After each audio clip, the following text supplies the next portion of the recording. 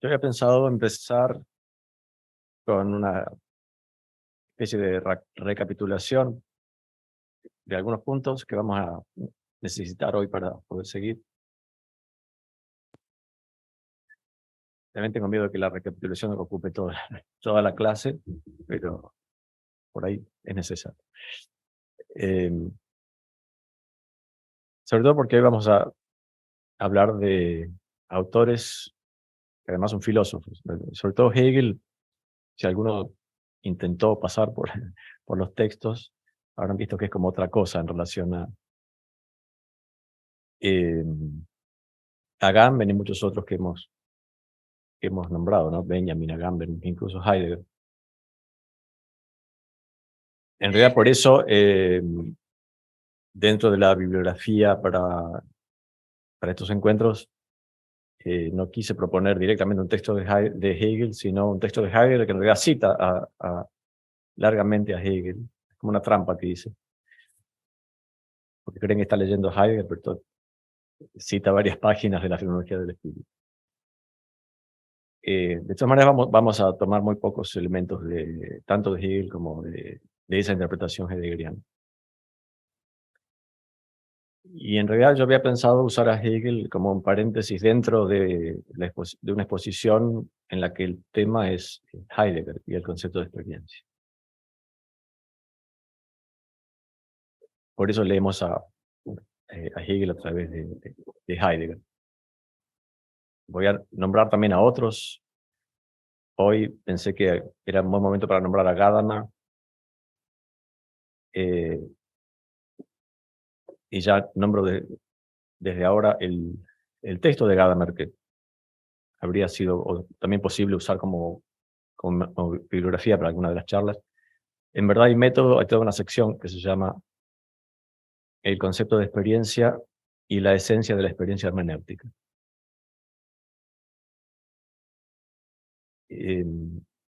Donde habla, entre otras cosas, también de Hegel.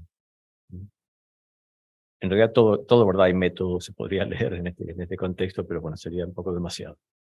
Pero vale, hay de hecho una sección que se llama así, el concepto de experiencia y la esencia de la experiencia hermenéutica.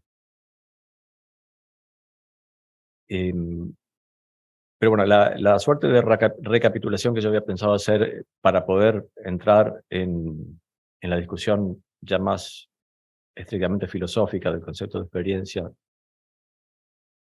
entre otros en Hegel, tiene que ver con la, la- esa tensión constitutiva que yo había indicado al principio la vez pasada, constitutiva del concepto de experiencia, cuando yo hablaba, por un lado, de un polo vivencial, digamos, que es la vivencia, y por otro lado, la cuestión de la empiria como una dimensión de la experiencia orientada al conocimiento. Esa es la tensión, la gran tensión constitutiva del concepto de experiencia. Eh, Después de escuchar algunas de las preguntas y de ver de dónde viene la gente en general, por supuesto, tratándose de un tema de una discusión interdisciplinaria o transdisciplinaria, yo creo que cada uno viene con expectativas y presupuestos diferentes que tienen que ver con nuestras lecturas, ¿no? Lecturas que hicimos y lecturas que tenemos planeado hacer. Y entonces puedo ver también que, por ejemplo, mucha gente de literatura que ha estado trabajando en relación a escrituras del yo o cosas parecidas, tienen tal vez una tendencia a concentrarse más en la cuestión de la vivencia. O sea, no exclusivamente, porque no es posible, digamos, elegir uno de esos polos, pero hay algo de eso. Eso no quiere decir que no vean ambigüedades. Ven ambigüedades dentro del concepto de vivencia.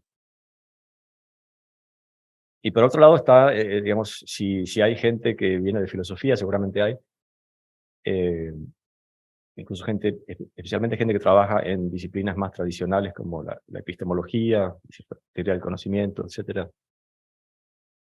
Ahí es también típico hablar del problema de la experiencia como este problema que consiste en, bueno, cómo pasamos de la empiria al conocimiento.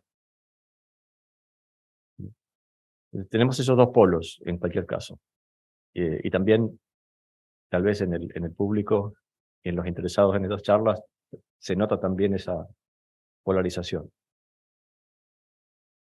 Para mí, que trabajo en estética, yo creo que los que venimos de esa suerte de disciplina tenemos una ventaja y una desventaja, y es que nos ocupamos de las dos cosas, de la parte epistemológica y de la cuestión de, digamos, cómo la forma estética se relaciona con la vida. Eh, Se podría decir también, y acá ya cito a Gadamer, Gadamer dice en una oportunidad eh, que lo que llamamos experiencia estética en realidad no es un tipo de experiencia, sino que es la experiencia como tal. Es decir, la estética, si hay algo que se llame así, se ocupa justamente de la experiencia. Le podemos agregar experiencia estética, pero a veces es un poco superfluo, aunque puede también aclarar las cosas, ¿no? Por eso, verdad y método puede ser también una vía de acceso a la discusión del concepto de experiencia en su conjunto, incluso apuntando a los dos polos, ¿no? El polo vivencial, acabo de inventar esa expresión, el polo vivencial y el polo epistemológico, digamos. Esto de los polos hay que tratarlo también con cuidado. Un estudiante en Copenhague escribió en un trabajo como citándome eso, pues, que el concepto de experiencia es un concepto bipolar. Primero me pareció escandaloso, después seguí leyendo y me di cuenta que era bastante inteligente la observación, porque la bipolaridad consistía en que el concepto de experiencia oscila entre la tristeza de la vivencia y la euforia del conocimiento, lo cual es una genialidad. Eso no lo dije yo, lo dijo el alumno, lo escribió el alumno. Si nos ponemos a pensar, por ahí es cierto, la vivencia es siempre melancólica, el conocimiento, el saber en Hegel es en todo caso eufórico. Eh, ¿Cómo conciliar esas cosas? La conclusión es que la estética es bipolar, ¿no? Eh, bueno, tenemos así una especie de topología que tiene que ver entonces con supuestas disciplinas que se encargan, o se interesan en distintos aspectos del problema de la experiencia. Pero no es solamente una cuestión de disciplinas, es también el concepto mismo el que tiene esos extremos. Em, y me parece que se podría entender también por ese lado, topológicamente, ese presupuesto que es el punto de partida para Agamben en los textos que mencionamos la vez pasada, es el punto de partida benjaminiano, que es la idea de una crisis de la experiencia. Es decir, esa situación que consiste en que se nos ha expropiado la experiencia o la capacidad si ya no tenemos la capacidad de hacer experiencias. Y se podría decir que tiene que ver con el hecho de que la experiencia está siempre amenazada por esos dos polos, ¿no? Por un lado, el yo de la vivencia, tan pronto como las vivencias se reconducen a un yo, ya no hay más vivencias en cuanto tales, ¿no? Y tan pronto como la empiria, la experiencia como empiria, se considera como un medio para llegar al saber, entonces tampoco hay un pensamiento de la experiencia como tal, ¿no? Eh, Ese sería, digamos, el lado filosófico de ese fenómeno que se llama ser pobres en experiencia. Es decir, es también la filosofía, a causa de esa tensión, se vuelve como incapaz de pensar la experiencia. Dicho de esta manera, podríamos afirmar también que el problema de la experiencia consiste en eso, en cómo apresar la experiencia en cuanto tal, sin reducirla a un polo o al otro. Porque pareciera que la experiencia en un caso o en el otro se ve siempre subordinada a otra cosa.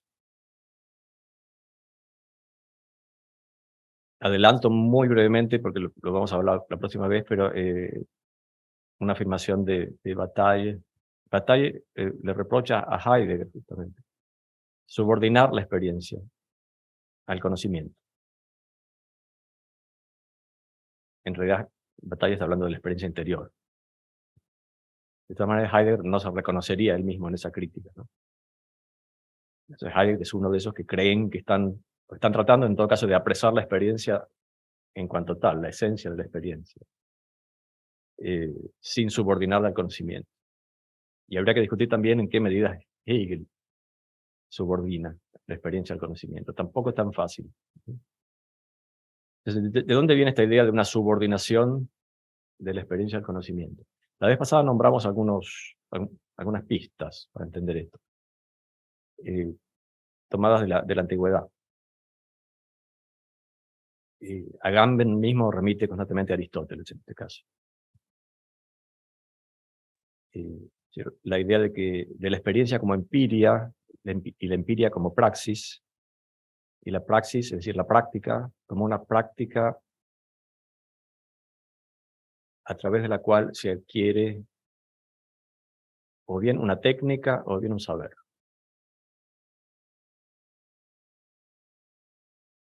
Esto, como casi todo lo que dice Aristóteles, es muy difícil de no aceptar, porque suena como muy, bueno, así son las cosas. Es decir, practicar algo hace que adquiramos una habilidad, es decir, una técnica, o bien un saber. Pero eso es ya subordinarlo. Yo creo que para respetar un poco más a Aristóteles, podemos decir, no es una subordinación, sino una explicación de cómo funciona la experiencia. Es decir, no es posible evitar esa conexión entre hacer algo y el hecho de que esa práctica continua y reiterada nos dé una habilidad. Lo que pasa es que también es posible que no nos dé esa habilidad. Lo que antes llamábamos el problema de la experiencia es entonces cómo pensar esa práctica desconectada de aquello que esa práctica permite.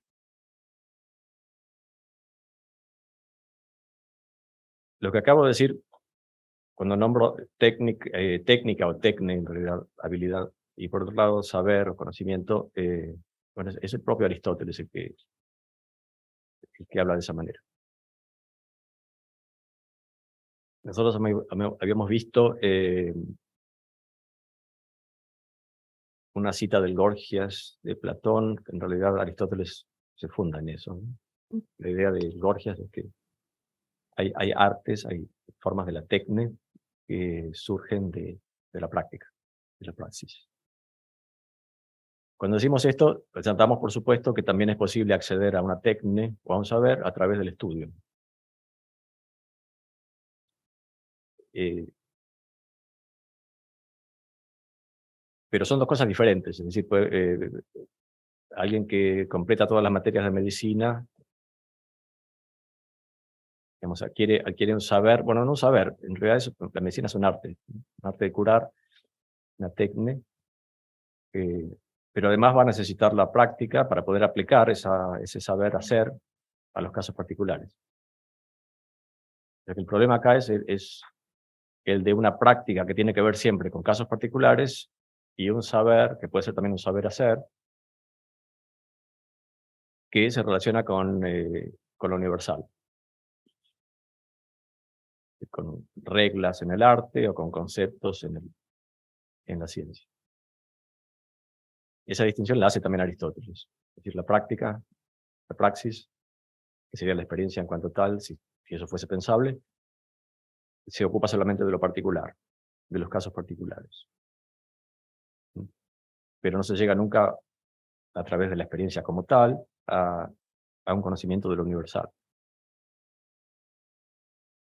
Eso lo puede el arte entendido como tecne, conocimiento de reglas, o la ciencia como conocimiento fundado en conceptos.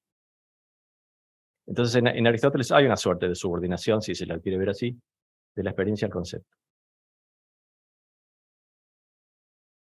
Eso lo observa también Gadamer en el texto que acabo de mencionar.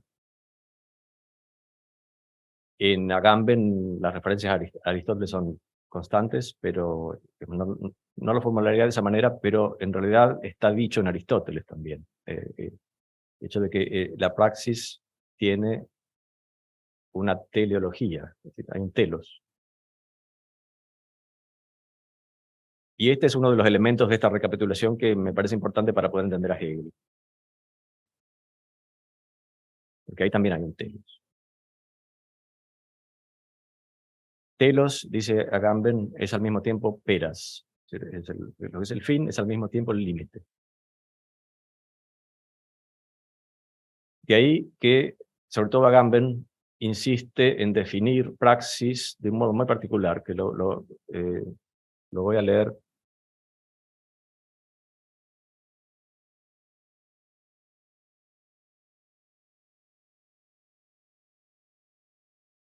Directamente de Agamben. La palabra praxis viene de peiro, a través, y etimológicamente se conecta a pera, más allá, a poros, paso, puerta, y a peras, límite. Hay en ella el sentido de un ir a través de un paso que va hasta el peras, al límite. Peras tiene aquí el sentido de fin, término, punto extremo. To telos ekastou, remite a la metafísica de Aristóteles. Aquello hacia donde se dirigen el movimiento y la acción. Y este término, como hemos visto, no es exterior a la acción, sino que está en la misma acción. Una palabra que, considerada según su etimología, corresponde a praxis es experiencia. Experiencia que contiene la misma idea de un ir a través de la acción y en la acción. La palabra griega que corresponde a experiencia, empiría, contiene la misma raíz que praxis, per, peiro, peras, es etimológicamente la misma palabra. Este per lo menciona también Julián en el texto que algunos han leído de Una segunda vida. Como esas tres letras, per, serían como la raíz de toda esta familia de palabras. Que indica entonces el peras, el límite,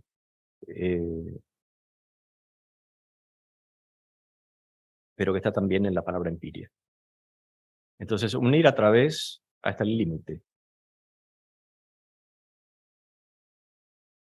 Los que han leído introducciones al concepto de experiencia en general, donde siempre se discute el término alemán Erfahren, ahí está también el fahren como un movimiento, un trasladarse, pero en este sentido hay algo más, es el trasladarse o el ir a través hasta el fin.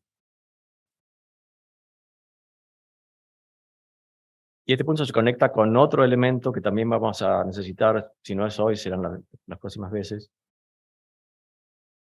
y es que la praxis, la empiria, entendida de esta manera, como un ir a través hasta el fin, en cierto sentido, también en Aristóteles, se puede entender como algo que es propiamente humano.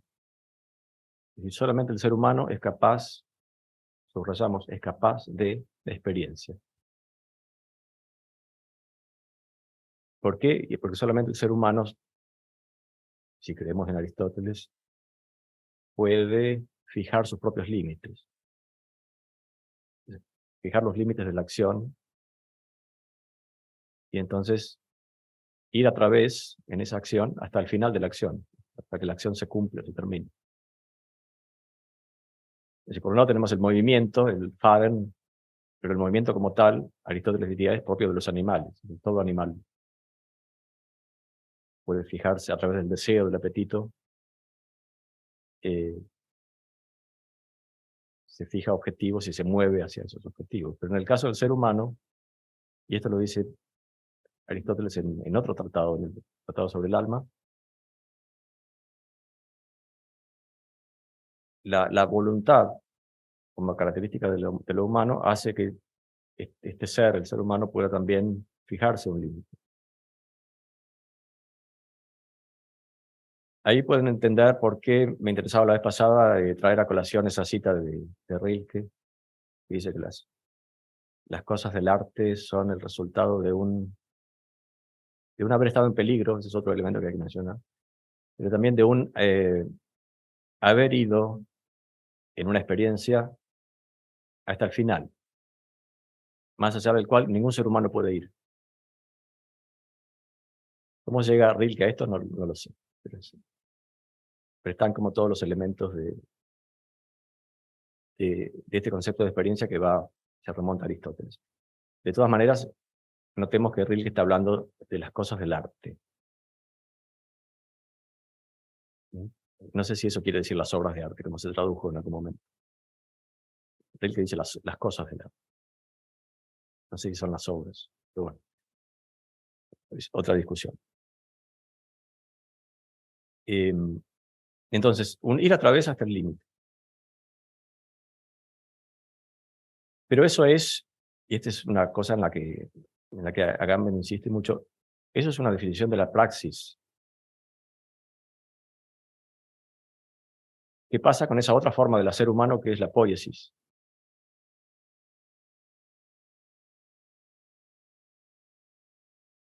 Y ahí vuelve a usar Agamben una distinción aristotélica. En Aristóteles, praxis y poiesis son, así, se puede decir, dos formas de actividad humana. Y la diferencia entre estas dos formas del hacer tiene que ver con cómo se relacionan cada una de ellas con el fin, con el final, lo que es también un límite. Y Aristóteles explica esa diferencia diciendo que en el caso de la poiesis, el fin no es del mismo género que la producción misma. O sea, poiesis significa producción. Yo creo que esto se puede entender del modo siguiente. Lo producido en la producción es otra cosa, no es la producción misma. En el caso de la praxis, el fin de la praxis es el hecho de que la praxis misma se haga bien.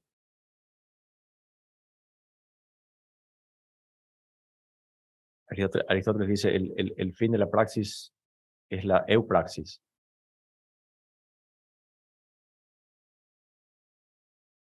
Es decir, la praxis llega se cumple cuando se hace bien, la praxis misma. En la poiesis hay producción de otra cosa. Se podría decir, esto lo agrego yo, producción de algo nuevo.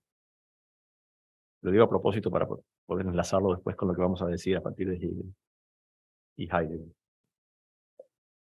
y muchos otros. En realidad, el interés de Agamben en estos temas tiene que ver justamente con esa distinción entre praxis y poiesis, porque Agamben interpreta la crisis de la experiencia, de la que también habla Benjamin, como una crisis de la poiesis. Y la crisis de la praxis, la crisis de la experiencia, tal como Agamben la entiende, tiene que ver con el hecho de que la modernidad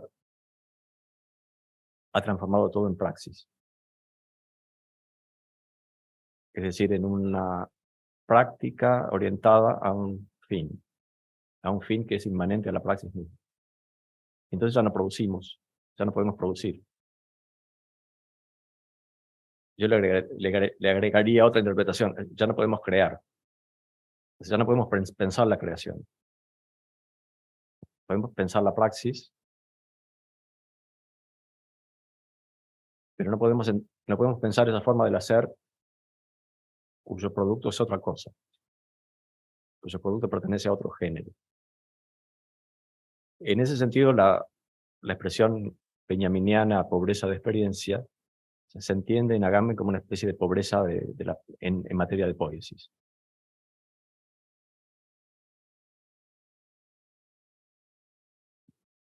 Yo creo que esto es porque Agamben está tratando ya en este punto de conectar a Benjamin con Heidegger. O sea, la problemática benjaminiana de la pobreza en experiencia con la idea que ya aparece en Heidegger de de remitirse a la poesía, a una determinada forma de poesía, poetizar a partir de Hölderlin, como una manera de contrarrestar esa tendencia.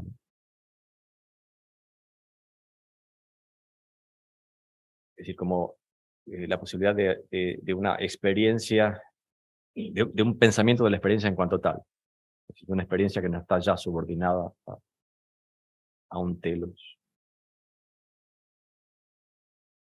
que le sería propio.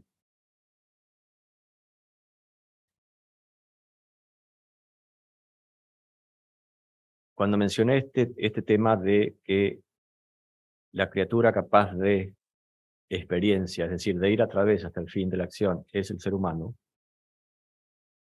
eh, lo hice con el propósito como de dejar reservado este concepto para más adelante, cuando hablemos de autores inspirados por el antihumanismo nietzscheano. Esto se va a volver un presupuesto importante. Pero también cuando leemos al propio Agamben y cuando introducimos todo el problema de la humanidad en relación a la animalidad. Límites, los límites de la acción entendida como praxis son siempre los límites de lo humano.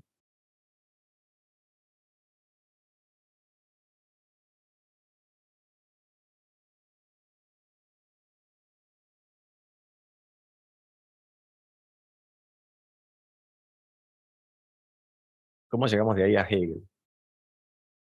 Bueno, al menos ya tenemos la idea de que el, el problema, o uno de los problemas que Hegel está tratando de solucionar en la fenomenología del espíritu es ese problema que no es solamente el suyo, sino el de toda la filosofía a partir de la modernidad, y tal vez es más antiguo que la filosofía moderna. Es decir, el problema que consiste en cómo llegamos de la empiria al saber. Este es el problema que, como les decía, por ahí suena muy raro para la gente que está interesada en la cuestión de las escrituras del yo, pero no necesariamente. Que hay también un costado epistemológico de ese problema. ¿Cómo pasamos de la empiria, de la experiencia entendida como empiria, al saber?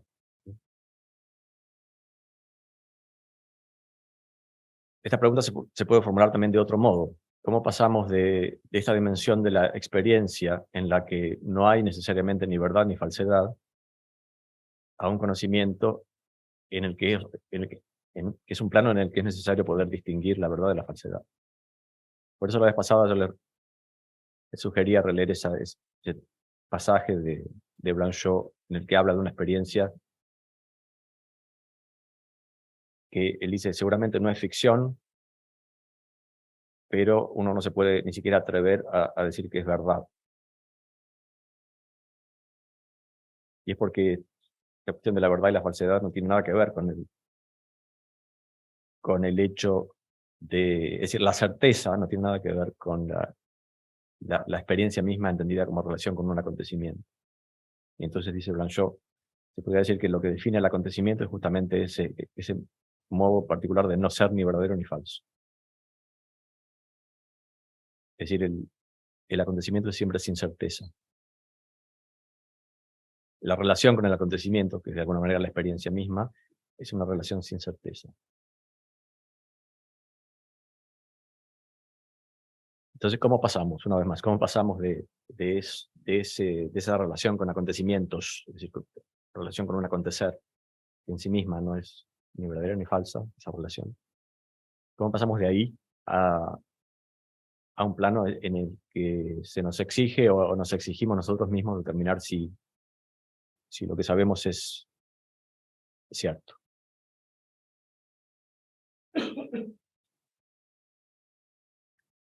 Y antes de ser el problema de Hegel, ese era ya el problema de todo el mundo, sobre todo el problema de Kant, ¿no? Yo creo que Kant se podría decir, lo decimos muy rápidamente y implica una gran simplificación de las cosas, pero eh, Kant lo soluciona redefiniendo el concepto de experiencia. O sea, experiencia en Kant es ya una síntesis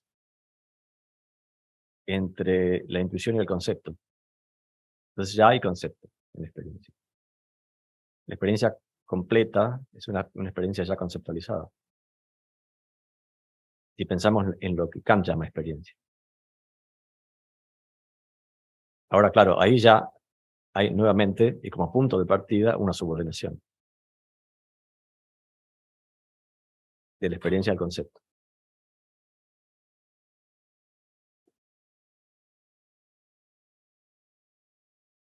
O una, como se llama en Kant, una subsunción de las representaciones, de la multiplicidad de representaciones a la unidad del concepto.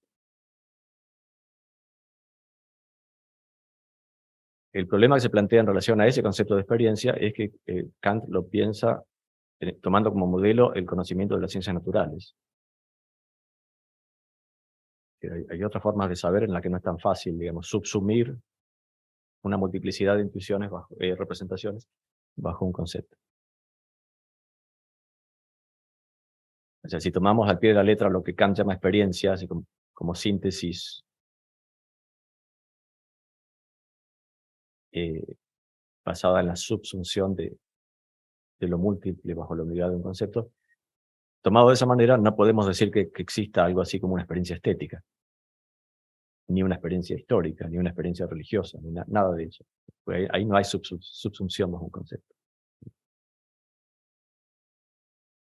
Bueno, lo dijimos muy rápidamente, pero digamos, de esa manera entramos ya en lo que sería el problema de Hegel. Es decir, Hegel amplía todavía más el concepto de experiencia para poder darle cabida a todo eso, a muchas de esas cosas que el concepto kantiano de experiencia no incluía, no podía incluir.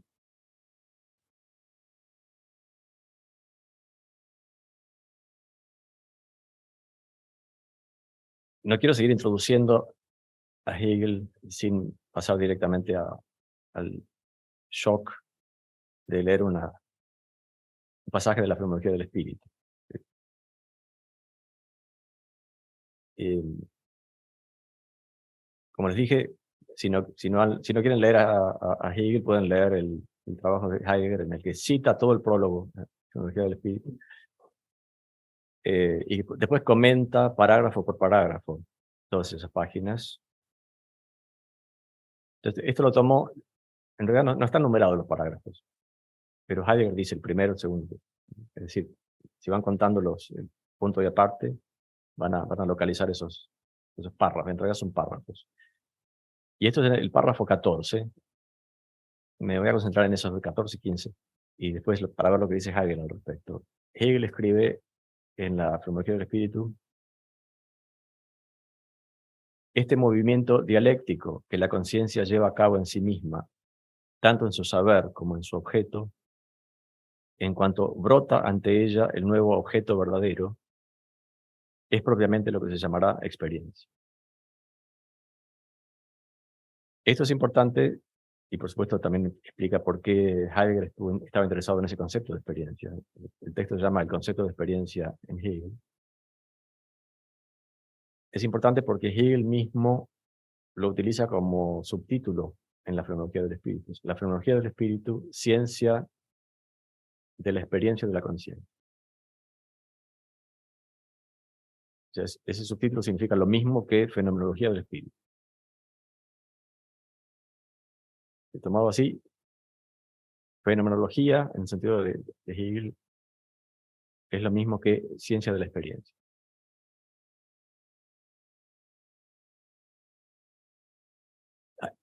Así argumenta Heidegger, en realidad. Y es porque él quiere mostrar que experiencia es lo mismo que fenómeno, es decir, que es lo mismo que manifestación. Lo cual además tiene mucho sentido. Es decir, la ciencia de la experiencia, de la conciencia, es la ciencia, es decir, el estudio del modo como el saber se manifiesta, es decir, se hace fenómeno. Por eso fenomenología del espíritu quiere decir lo mismo que ciencia de la experiencia de la conciencia. Y además Hegel escribe experiencia, en ese subtítulo, el término experiencia, Erfahrung, en cursiva, diciendo, acá está, esto es lo que hay que entender.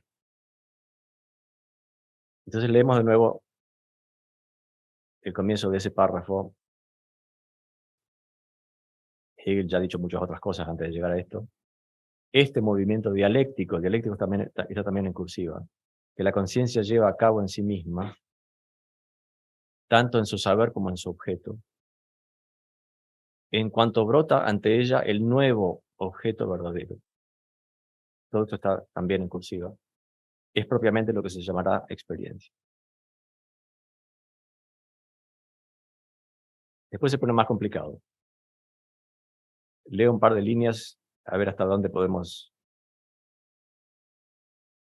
entender. Desde este punto de vista, en el proceso recién descrito, todo esto todavía es Hegel, todavía hay que destacar un momento que puede arrojar una nueva luz sobre el aspecto científico de la presentación que haremos a continuación. La conciencia sabe algo. Este objeto es la esencia o el en sí, pero también es el en sí para la conciencia. Con esto surge la ambigüedad de esta verdad. Ya vemos que ahora la conciencia tiene dos objetos. Uno, el primer en sí. Otro, el ser para ella de este en sí. Empieza a sonar muy técnico, pero si quieren podemos remitirnos a lo que ya está en las primeras tres líneas. Estamos hablando aquí de un movimiento que la conciencia lleva a cabo en sí misma, dice Hegel, tanto en su saber como en su objeto. Esos son los dos aspectos de la experiencia. Hay un movimiento y ese movimiento lo hace el objeto y lo hace también el saber.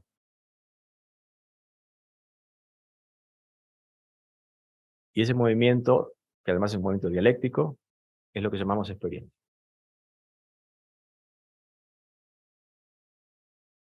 Hacia acá volvemos a encontrar la cuestión del Fahren, en esa Erfahrung, es un movimiento, un desplazamiento.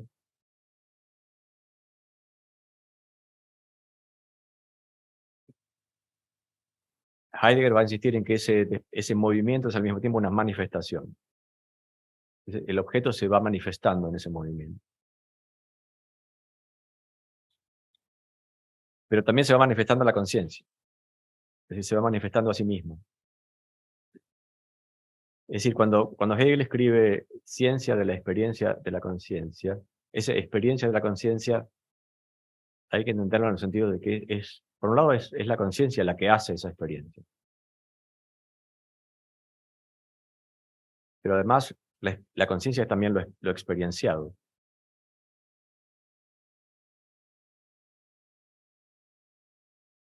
Ese tipo de razonamiento lo conocen a través de Heidegger, si no lo conocen a través de Hegel, porque hay que tomar el genitivo tanto en el sentido objetivo como subjetivo, en esto de la conciencia. De esa manera resuelve Hegel una serie de problemas. Se resuelve básicamente el gran problema que había dejado planteado Kant. Ese es el sentido en realidad de todo este prólogo, aún sin nombrar a Kant. Es decir, Kant había modificado el concepto de experiencia, la experiencia era ahora en Kant síntesis, pero eso crea algunos problemas respecto de que hay cosas que caen fuera del dominio de la experiencia.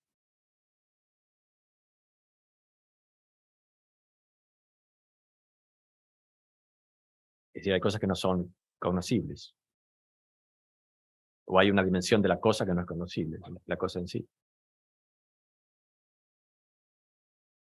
Y esto por respetar el principio según el cual todo lo cognoscible remite a la experiencia. Entonces, en Kant vuelve a haber muy claramente una subordinación de la experiencia al conocimiento, porque en realidad Kant toma esa subordinación como punto de partida. Es decir, se la toma en serio.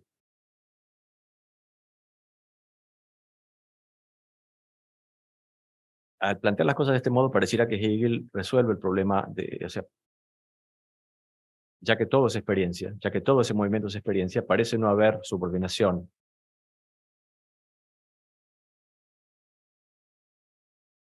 El problema es que ese movimiento dialéctico llega a un fin. Y entonces, al final, se muestra que todo estaba subordinado al saber absoluto.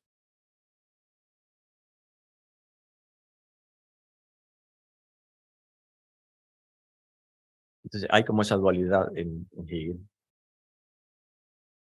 o digamos, ese es el punto en el que Hegel recae en la ambigüedad del concepto de experiencia. De todas maneras, con respecto a Aristóteles, a esa teleología de la praxis, de la empiria en Aristóteles, esto es un avance. Así lo ve, por ejemplo, Gadamer, también en el texto que mencioné. Gadamer está buscando un modelo para pensar la experiencia hermenéutica, que es por definición una experiencia histórica. Para eso, por supuesto, le sirve Hegel mucho más que Aristóteles. O sea, Gadamer insiste en que el concepto aristotélico de experiencia es teleológico, es decir, está subordinado a un telos.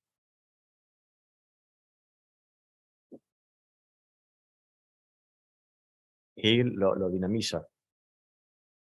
El concepto de experiencia se vuelve dinámico. Por algo esto se puede pensar en alemán como Erfahrung y no solamente en griego como empiria. Como que se le agrega algo. Aunque eso del movimiento, del ir a través, en todo caso, estaba también presente en la empiria griega, ¿no?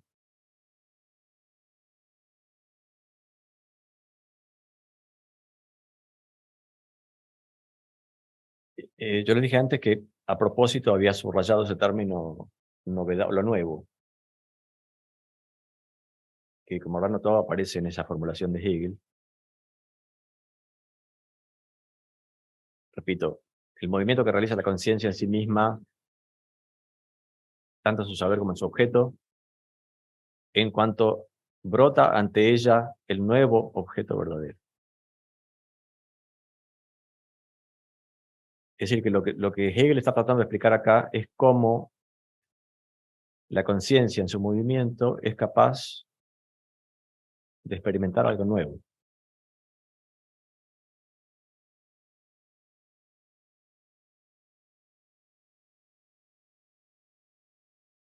Y eso es fundamental cuando recordamos que lo que está tratando de pensar Hegel acá es una experiencia que dé cabida también a la experiencia histórica, la experiencia estética, la experiencia religiosa. Es decir, si el modelo fuera las ciencias naturales como en Kant, y por supuesto es las ciencias naturales en una determinada época histórica, eso no sería un problema. A Kant se le plantean otros problemas.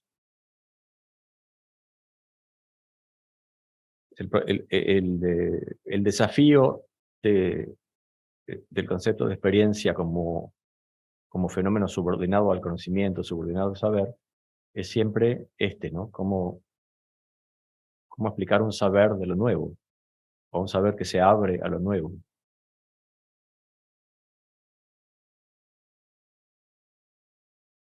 Y esto es, se puede decir, un presupuesto fundamental para poder hablar de un saber que no es el saber de las ciencias naturales, y que en sentido muy esquemático se puede decir es el saber de las ciencias humanas.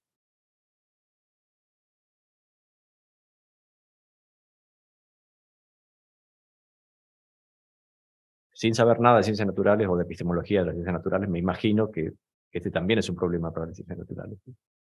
Pero tal vez no lo era para el modelo de ciencia natural en el que se basaba Kant. Es decir, en la ciencia natural, en la naturaleza también hay catástrofes, pero ese no era un tema en aquella época. Pero como punto de partida para una epistemología de las ciencias sociales o de las ciencias humanas, de las ciencias del espíritu, es importante poder dar cabida a ese problema, ¿no? Cómo se relaciona el saber con lo nuevo, con lo que puede pasar, con lo que va a pasar.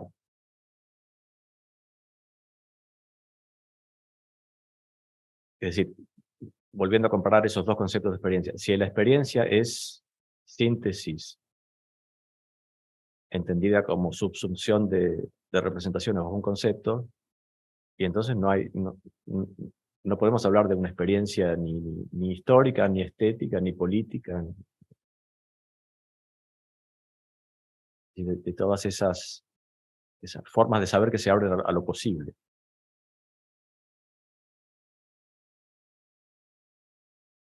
o a lo contingente.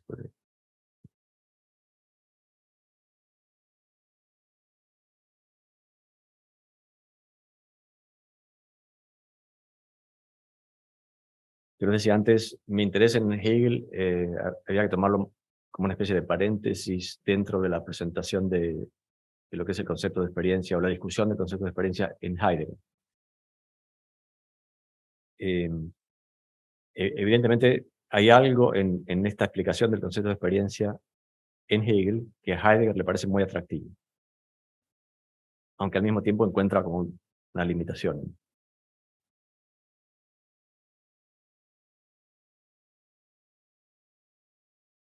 Omito todo el razonamiento de Heidegger, que es muy típico suyo, en presentar el concepto de experiencia en Hegel como una interpretación del ser del ente, que es lo que realmente le interesa hacer. Eh, pero de hecho eso es lo que hace. O sea, lo atractivo es, una vez más, creo que lo que lo pudo haber atraído a Heidegger en este contexto es justamente esa posibilidad de pensar la experiencia sin subordinarla al conocimiento. Aunque después Bataille le reprocha a Heidegger hacer lo mismo, es subordinarlo.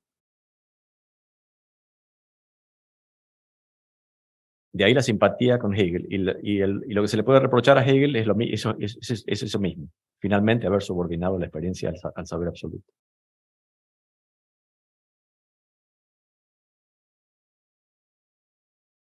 Esto es interesante porque cualquier par de filósofos que tomemos, entre todos los que nombramos, las discrepancias entre ellos se explican más o menos de la misma manera. Este me interesa porque no subordina la experiencia al conocimiento, pero al final la subordina. Y entonces hay que buscar otra solución.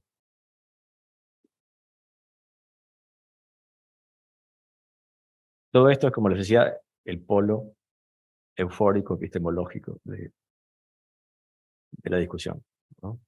Eh,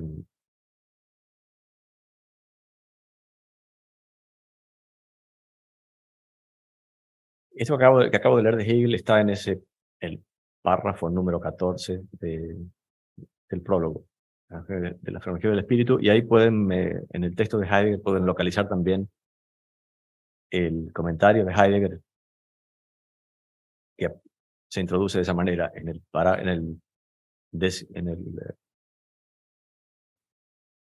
decimocuarto parágrafo, dice Hegel tal y tal.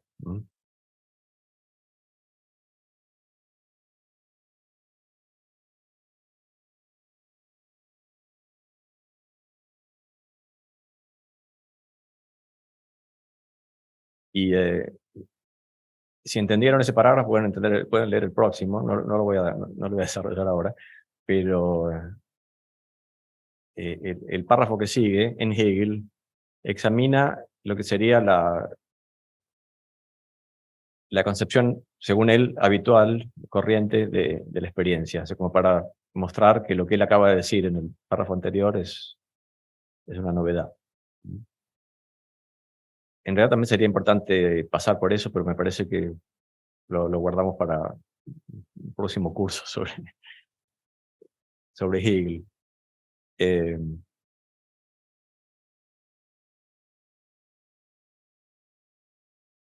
para decirlo muy brevemente, si hay una manera corriente de entender el término experiencia, o de concebir la experiencia, consiste en entenderla como eh, el encuentro con los hechos. En relación a ese concepto de experiencia, hay una gran novedad en la formulación hegeliana, porque experiencia no es ya encuentro con los hechos, experiencia es algo que le pasa a la conciencia, en el encuentro con lo nuevo. Por eso hay una doble evolución, un movimiento que es al mismo tiempo movimiento del objeto y movimiento de la conciencia. Es decir, la conciencia que hace una experiencia, que ha hecho una experiencia, ya no es la misma, ha pasado a otro nivel. Lo que se podría llamar el concepto, la concepción corriente de la experiencia consiste en que, bueno, yo, sujeto de experiencia, estoy como situado afuera, conozco un objeto, me encuentro con un objeto, con un hecho, después me encuentro con otro hecho que corrige el hecho anterior, pero es como que doy por supuesto que la conciencia está situada fuera del juego, o sea, fuera de esa evolución o de ese movimiento, ¿no? En Hegel, el movimiento de la conciencia es el movimiento de esos dos polos de la conciencia, el objeto y el conocimiento del objeto.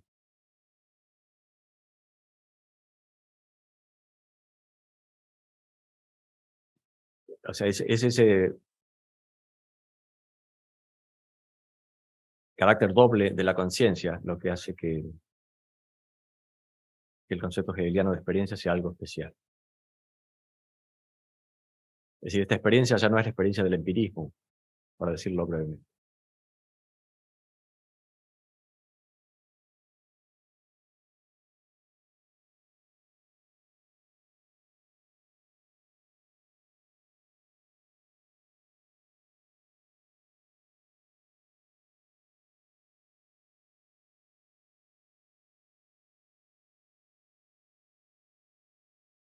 Y las observaciones que hicimos al principio respecto de esa capacidad, digamos, humana de ir a través hasta el fin de la acción. Dijimos también que la distinción entre praxis y poiesis le interesaba a Gamben porque praxis y poiesis, como dos formas del hacer humano, se relacionan de manera diferente con ese fin, con ese límite. Da la impresión de que Hegel le ha dado cabida a la poiesis,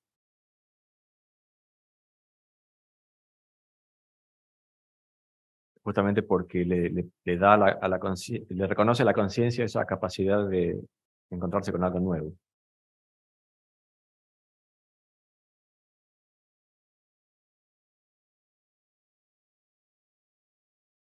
Pero reconocer la capacidad de encontrarse con algo nuevo supone también adoptar, eh, algunos lo llaman un concepto negativo de experiencia, o reconocerle el lado negativo a la experiencia. Porque encontrarse con algo nuevo es no poder reducirlo a lo ya conocido.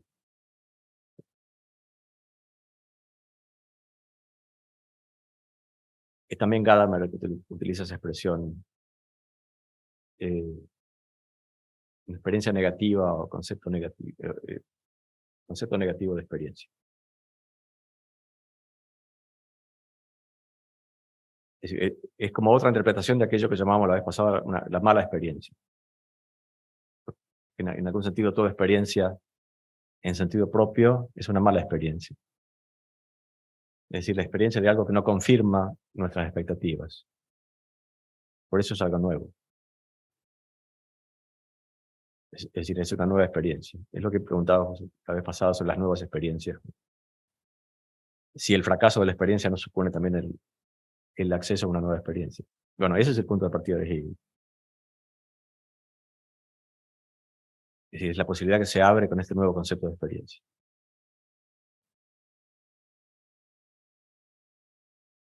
Esto insistimos, Erfahrung. Y cuando se empieza a usar ese término en alemán, en muchos casos, en muchos autores, eh, se llega a una suerte de polaridad otra vez entre Erlebnis y Erfahrung. Es decir, vivencia y esta experiencia que sería un ir a través hasta el final. Por supuesto que es muy difícil no volver de eso a la Erlebnis, a la vivencia, ¿no? Eh, un término con el que tal vez se encuentren en algunos textos, eh, seguramente pasando por el inglés. O sea, algunos autores que han escrito particularmente sobre Adorno en inglés, cuando tienen que dar cuenta del concepto de Erfahrung, que también lo usa Adorno, tomándolo de Benjamin, escriben lo que en inglés querría decir experiencia enfática, experiencia en sentido enfático. Entonces, la traducción se vuelve un poco engorrosa si el autor habla de Erfahrung 15 veces en una página. Entonces, escribir cada vez emphatic experience es un poco mucho, pero algunos lo han hecho cuando explican el concepto. Como decía, sobre todo en textos en inglés escritos sobre Adorno, consagrados a Adorno, eh, pero después se te traslada también a la discusión de textos de Heidegger o Gadamer, cuando se usa el término Erfahrung. O sea, en verdad y método, si quieren echarle un vistazo a ese libro, también están los dos problemas. El problema de la reducción de la obra de arte a la vivencia, Leibniz, y por otra parte la Erfahrung como modelo de la experiencia hermenéutica.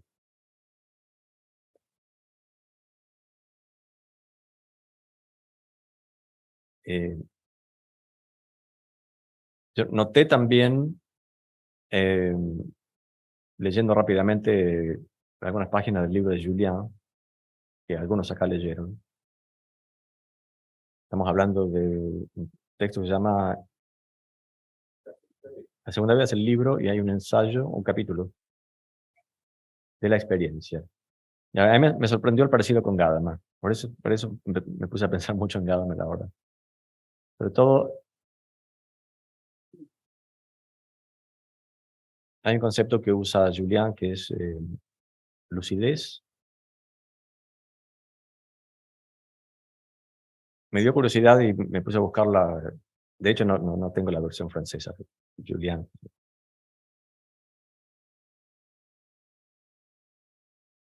Mis estudiantes no leen francés, entonces me puse a buscar la versión alemana de ese mismo libro, a ver si era la misma expresión de Gadamer. No es, pero eh, Gadamer habla de una Einsicht, ¿cómo se puede traducir eso? Es una especie de intuición, visión, que dice Gadamer, es más que conocimiento. Es otra palabra, pero es lo mismo que dice Julian sobre la lucidez. Es más que, no es conocimiento. Lo menciono porque no es solamente que se utilicen términos parecidos, sino que me parece que el problema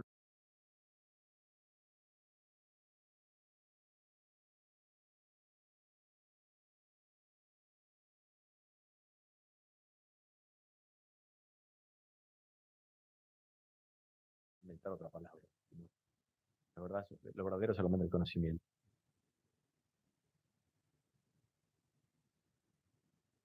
A menos que se hable de una verdad sin certeza.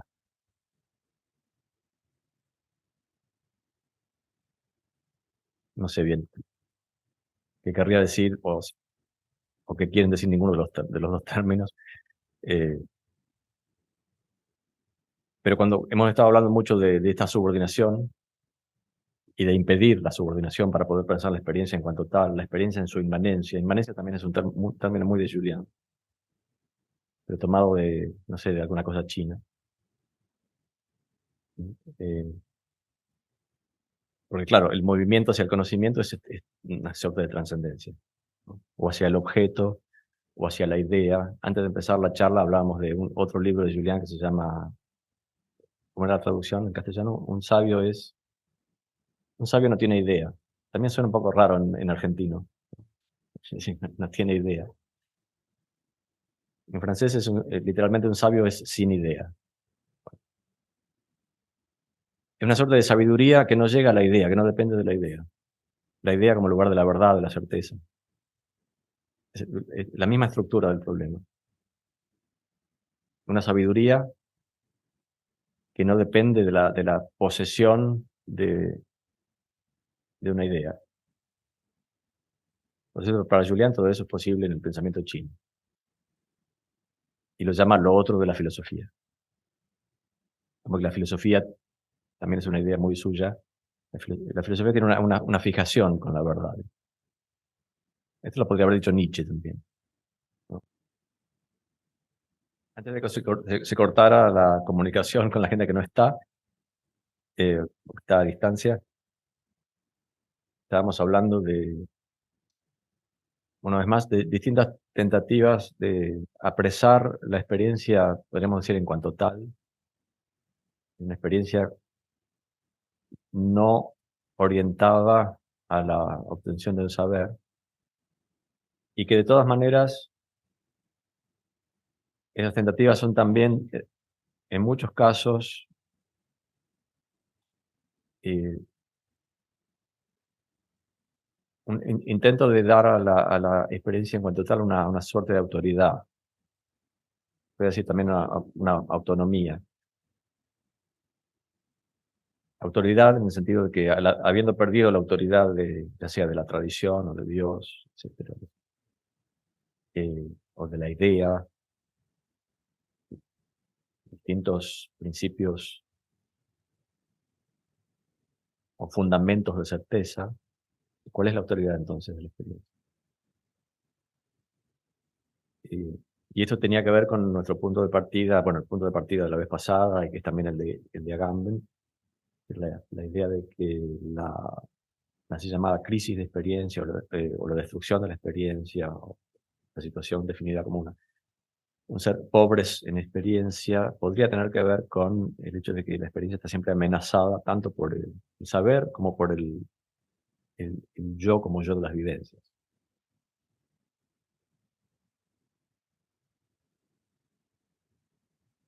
Y eso hace que en muchas de estas tentativas, hablando muy en general, eh, tomen la forma de una búsqueda de eso que está en el medio. Yo les decía antes, eh, partiendo de citas de Gadamer y otros, observaciones de Gadamer y otros, se podría decir que la cuestión de la estética, el problema de la estética es para muchos filósofos parte de esa búsqueda de una solución intermedia. Es decir, remitirse a algo, por ejemplo, la obra de arte, como un fenómeno en el que la experiencia en el sentido de experiencia enfática quedaría como conservado, retenido, sin que se esfume en un polo o en el otro. Sería la idea de que la obra de arte es, eh, para muchos, la única posibilidad de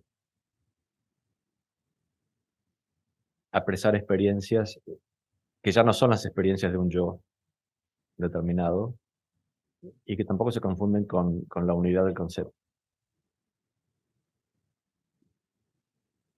Hay algo de eso en muchos autores, aunque yo lo estoy simplificando en este momento.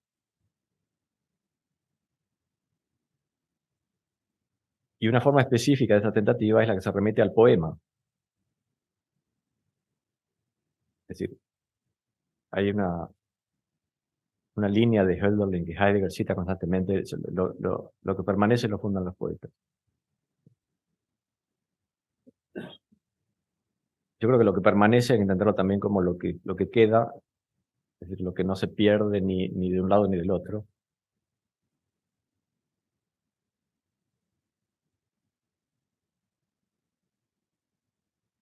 Salvando las diferencias que son enormes, abismales, se podría decir también que la idea del arte como bloque de sensaciones en Deleuze y Guattari tiene que ver con eso. Porque es también un pensamiento de lo que permanece, de apresar ese bloque como un recorte del devenir, poder tomarlo, bueno, acá están las experiencias. No se llaman experiencias en Deleuze, ¿no? Son perceptos y afectos. Pero bueno, es otra, creo que se ve fácilmente la conexión, aunque no, el estilo es diferente y seguramente las consecuencias de una formulación de la otra son también diferentes, ¿no?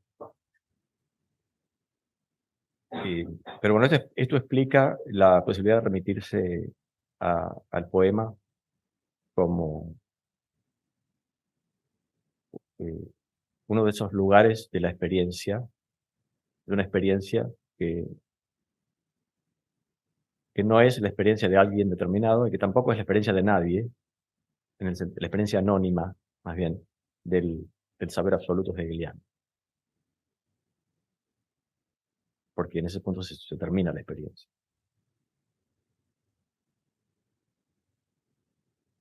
Cuando empezamos a hablar cuando empezamos a presentar esta suerte de topología la vez pasada, yo les decía que si eso que está en el medio es la experiencia, y que en realidad no está en el medio porque cubre también los dos polos, se podría con el mismo derecho decir que lo que está en el medio es el lenguaje. Es decir, entre lo vivido y lo conocido, todo eso es lenguaje.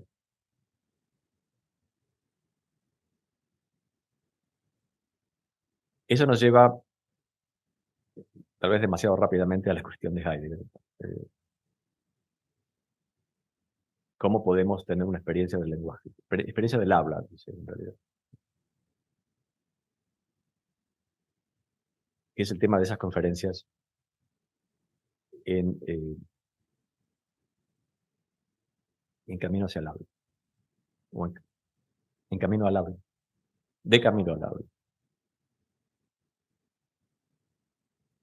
Los que hayan leído a Agamben saben también que ese texto de Agamben, que se llama Experimentum Linguae, tiene una referencia directa a esas conferencias. En realidad, habría que leer, se podría leer ese Experimentum Linguae de Agamben como la prolongación de esas conferencias.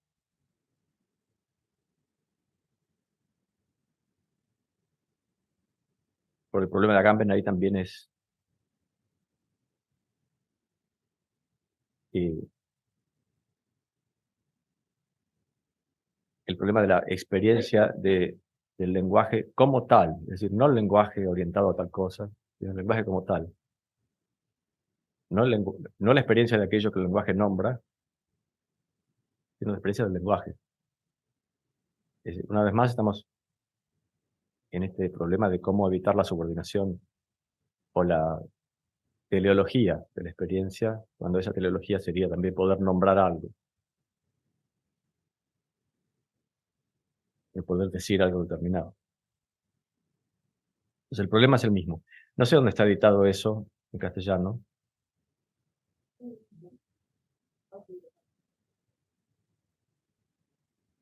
Pero hay una edición de Infancia en Historia en la que no está, ¿no? Porque en la que no está.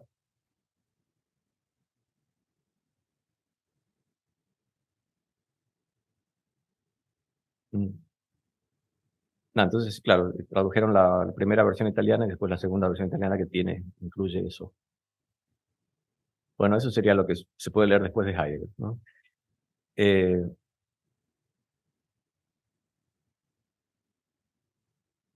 la preocupación de Heidegger por el problema de la experiencia viene de antes. De hecho, no solamente el texto que escribe sobre Hegel y el concepto de experiencia, sino también antes. Eh, Concretamente, hay unos cursos de Heidegger anteriores a Ser y Tiempo. Eso también se tradujo, así que lo pueden encontrar. Hay un curso que se llamaba eh,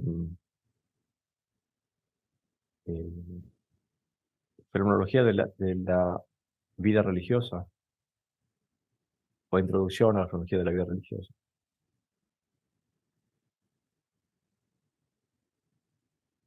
Claro, es anterior a Ser y Tiempo y si lo leen van a notar también como que Heidegger está buscando algo que después se concretiza, se hace más preciso en Ser y Tiempo.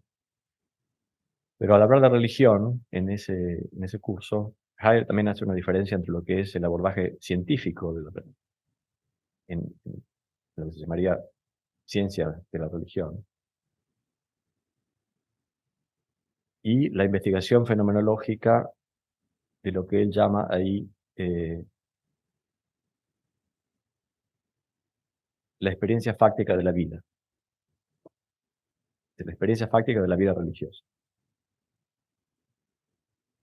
y lo presenta como un argumento a favor de del abordaje fenomenológico, justamente. Es decir, mientras que la ciencia va directamente a conceptos, dogmas, etcétera, es decir, certezas respecto de lo que es la religión. Por el otro lado, la fenomenología tendría la ventaja de poder acceder a las experiencias vitales, las experiencias fácticas de la vida, sobre o a partir de las cuales se construye la religión. Es decir, la religión como experiencia, podemos decir. No voy a decir mucho, o más bien nada, sobre ese libro, digamos, él toma determinadas experiencias de vida como modelo, se podría tomar muchas otras, toma el caso de San Agustín, toma el caso de San Pablo, que de todas maneras a mí me parece muy sugestivo que sean justamente esos dos, porque son experiencias de conversión.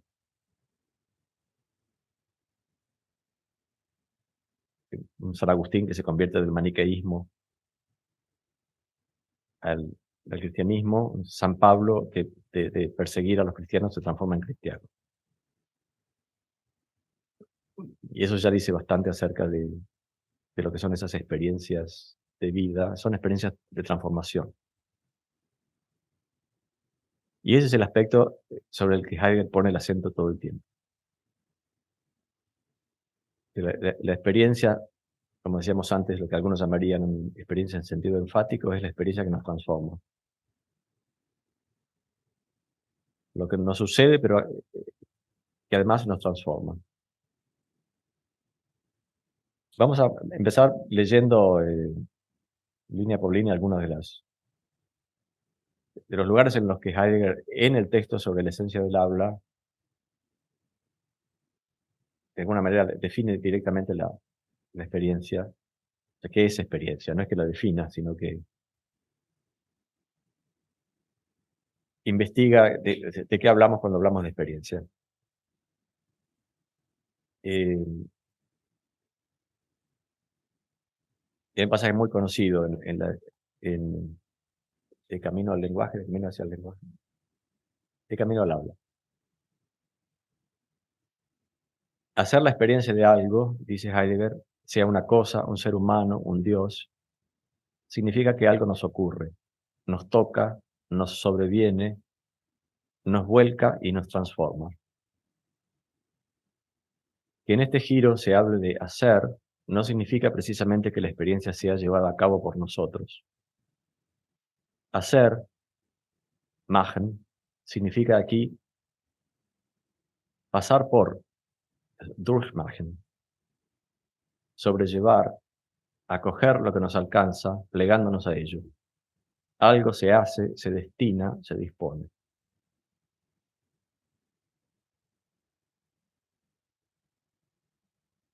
Este durchmachen, acá puse pasar por, pero se podría decir también que es una suerte de sufrir o padecer. Pone sufrir y después padecer. En alemán dice durchmachen y después dice durchleiden. Leiden es sufrir, pero es pasar. Es como cuando se dice pasar una enfermedad, ¿no? Por eso lo puse sobrellevar. Me parecía que Leiden es sufrir, pero durchleiden, bueno, sí. Bueno, también es sufrir, pero tiene este agregado de durch. ¿Cómo termina la última frase?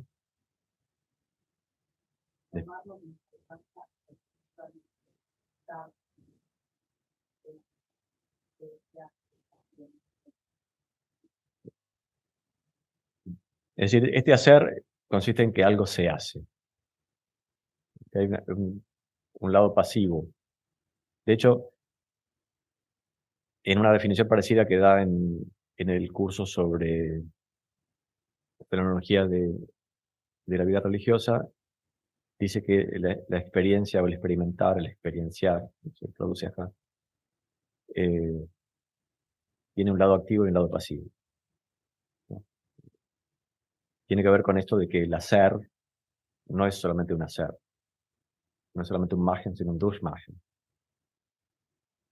De todas maneras es interesante que eso del padecer, en alemán, en este caso, sea durchmachen. Es machen, durchmachen.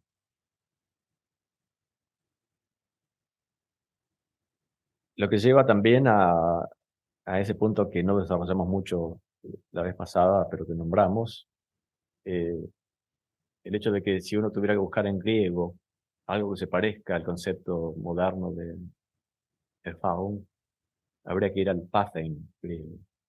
No hay ninguna relación etimológica, pero es eso lo que quiere decir, es el padecer. Gadamer también lo nombra. En realidad, Gadamer y todo, yo creo que la mayor parte de esa generación que hayan estudiado en Alemania, parece que les hacían leer algún texto cuando pasaban por literatura greco-latina, eh, texto de un alemán de los años 50 eh, o anterior, eh, que se llamaba algo así como Leiden und Erfahren, o Erfahren und Leiden, y después entre paréntesis, Pathos Mathos. Después todos lo critican a ese autor, pero lo leyeron y parece que de ahí viene la vinculación. Y por supuesto tiene mucho sentido. Todas las referencias a Esquilo que van a encontrar también en Gadamer, creo que en Julián también, eh, vienen por ese lado. Y que tienen que ver, entre otras cosas, como les decía yo la vez pasada, con una suerte de desfasaje entre el padecer y el aprender. Es decir, el llegar a saber. Aprender como llegar a saber.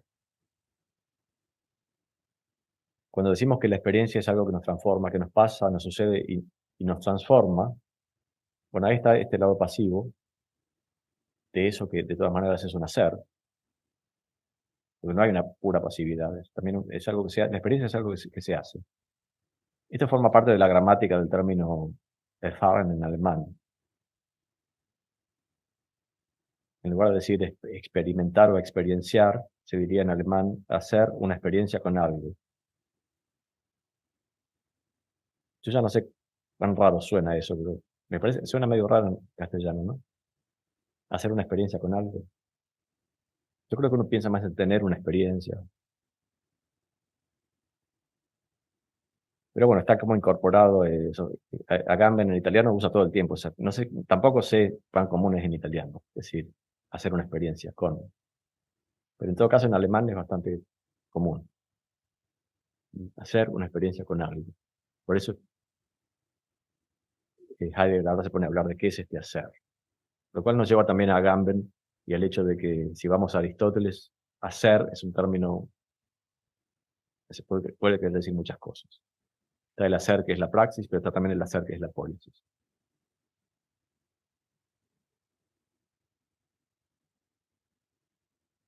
Ahí se ve muy claramente la conexión entre esa discusión sobre poiesis y praxis en Agamben y esta cuestión del Machen como Durchmachen, ¿no? Es decir, un hacer que no es puramente praxis.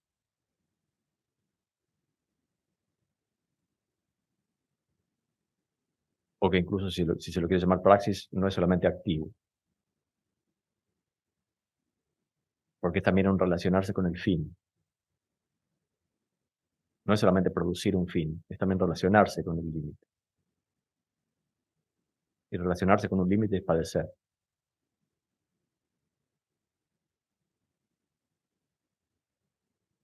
Cuando se dice que solo el ser humano es capaz de experiencia en ese sentido, es decir, solo el ser humano es capaz de ir a través de una acción hasta el fin. Es, porque, es lo mismo que decir que solamente el ser humano es capaz de relacionarse con ese fin, como tal, relacionarse con ese límite.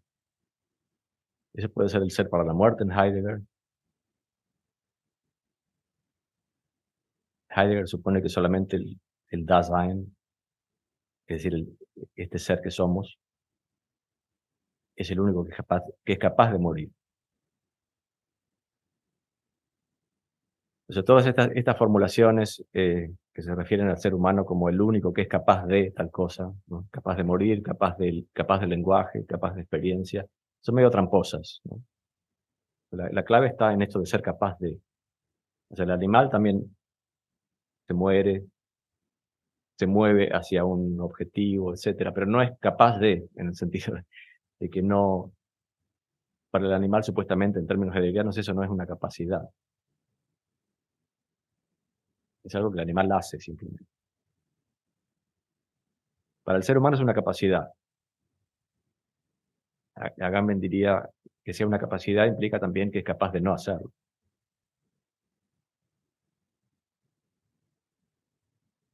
Esa es la trampa de esas expresiones, ser capaz de, ¿no? Pero bueno, Heidegger piensa también, la lista se puede prolongar. Es decir, si le creemos a Heidegger, solamente el ser humano es capaz de morir, capaz de lenguaje y capaz de ser en el mundo. Es decir, el animal no tiene mundo, es pobre el mundo, etc. Bueno, ya conocen ese tipo de esas discusiones tal vez a través de otros autores. Y, pero entonces la experiencia del habla, que es el problema en este texto de Heidegger, es también la experiencia de lo humano, ¿no? Y la experiencia del límite, que es siempre un límite, el límite de lo humano. Por eso es tan importante para Heidegger, ¿no? Cuando se acentúa en este caso la relación entre el Machen y el Durchmachen, es decir, entre lo activo y el aspecto de padecimiento, de sufrimiento. Es también para destacar que esta experiencia que nos transforma tiene que ver con una suerte de aprendizaje.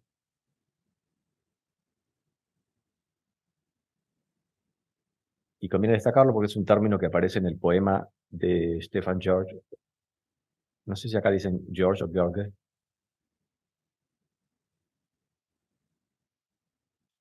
No, porque hay alemanes que dicen George. Bueno, entonces, no, sí, yo creo que algunos alemanes van a prohibir decir George. En el poema de George aparece la expresión aprender, ¿no? Pero ya vamos a llegar a eso rápidamente. Quiero leer otros dos lugares en el que, en las mismas conferencias, Heidegger vuelve a decir experiencia es tal cosa, o hacer una experiencia significa tal cosa. Más adelante dice, las tres conferencias quisieran llevarnos ante la posibilidad de hacer una experiencia con el habla. Hacer una experiencia significa, esto es una repetición, ¿no? Alcanzar algo caminando en un camino. Hacer una experiencia con algo significa que aquello mismo hacia donde llegamos caminando para alcanzarlo nos demanda, nos toca y nos requiere en tanto que nos transforma hacia sí mismo. Eso lo tomé directamente, no es mi propia traducción, así que seguramente la tenés idéntica.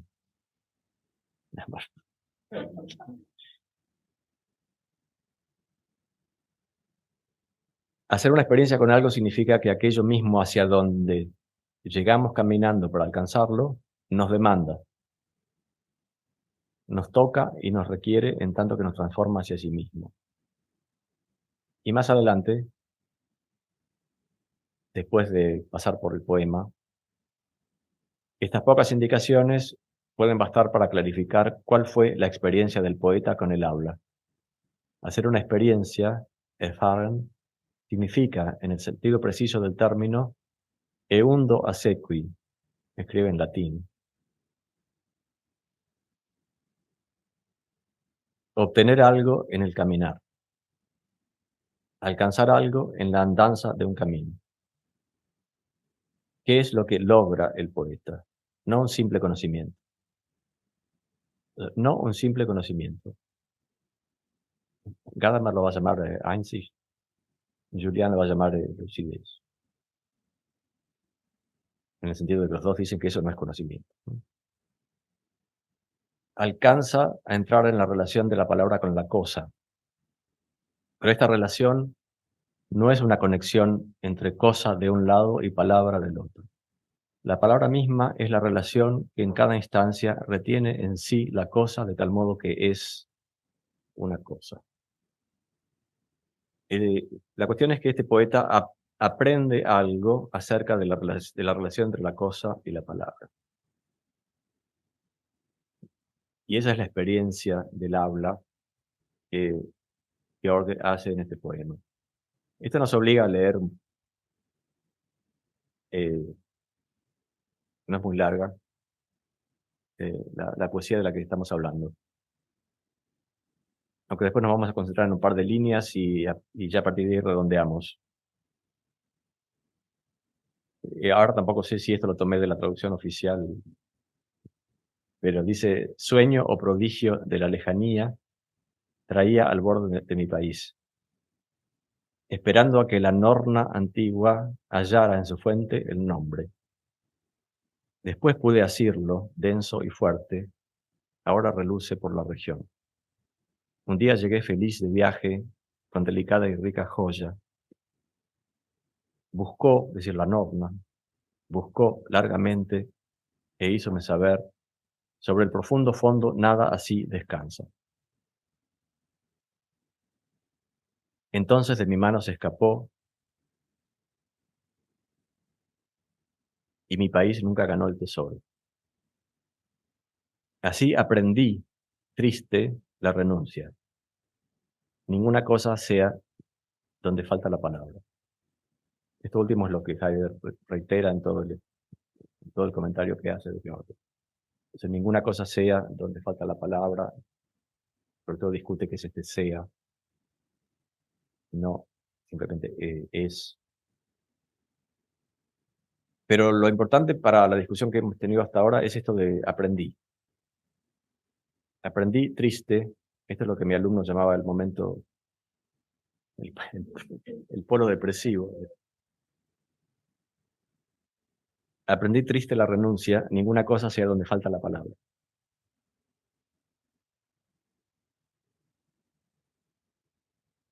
Es decir, ¿qué es lo que aprende este poeta?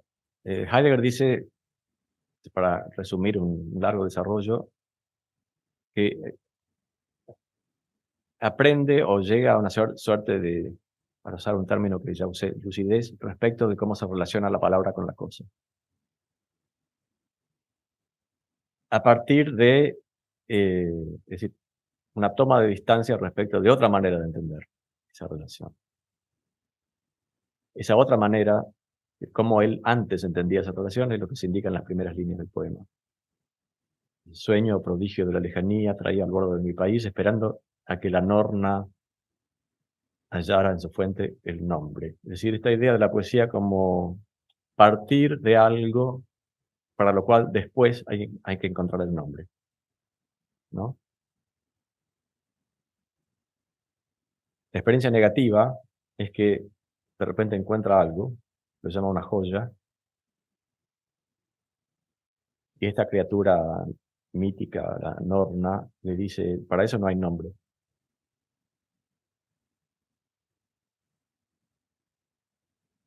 De esa experiencia aprende, y eso que aprende se formula en la última línea, ninguna cosa sea donde falta la palabra. Hay como un movimiento también, una conversión. Conversión es un término que usa Hegel.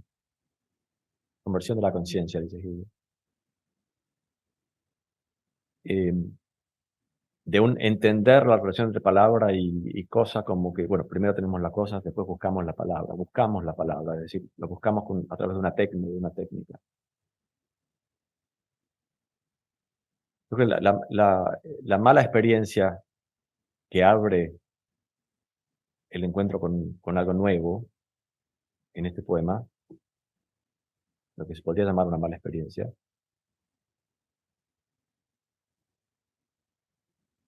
es justamente el fracaso de la experiencia.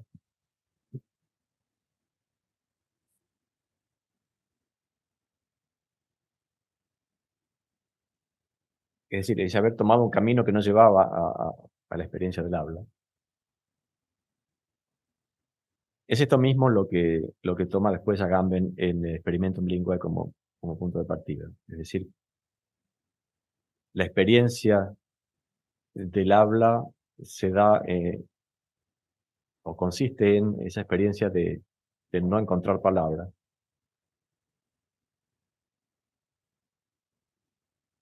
Cuando después Agamben incluye ese texto en Infancia e Historia, es porque piensa que la infancia es ese tipo de experiencia. Pues, así dice, pues, el lugar de ese tipo de experimento. Y lo llama infancia porque dice, no es lo mismo que, que lo inefable, no es lo mismo que el silencio. Es una suerte de silencio, pero no es lo mismo que que el silencio de lo inefable. Infancia implica la posibilidad, todavía el poder hablar, pero falta la palabra.